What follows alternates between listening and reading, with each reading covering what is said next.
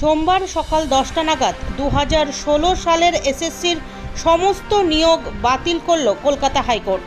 মোট 23,757 জনের চাকরি বাতিলের নির্দেশ দিয়েছে বিচারপতি দেবাংশু বসাকের ডিভিশন বেঞ্চ।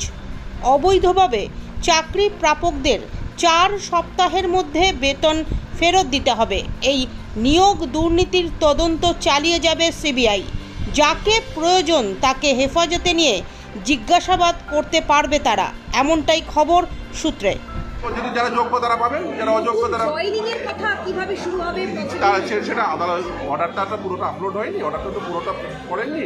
যে অংশগুলো পড়েছেন সেই অংশগুলো বললাম, মূলত অর্ডারটা আপলোড হয়ে গেলে পুরোটা জানবে। দাদা, যারা চাকরি প্রার্থী এখানে আছেন এবং তারা আনন্দ পেয়েছেন, তাদের জন্য অর্ডারে কিছু আছে আলাদা? অবভিয়াসলি তারা এই যোগ্য বঞ্চিত চাকরি প্রার্থীরা এতদিন ধরে যারা বঞ্চিত হয়ে আসছিলেন, এতদিন ধরে তো তারাই এই আন্দোলন করছিলেন। সেই আন্দোলনের জয় হলো যোগ্য বঞ্চিত চাকরি প্রার্থীরা, যারা বলছিলেন এখানে আমরা বঞ্চিত হয়েছি, অযোগ্যরা চাকরি পেয়েছে, যাদের এদের কথা শোনা হচ্ছিল না, আজকে আদালত শুনেছে এবং নির্দেশ দিয়েছে। না, বাতিল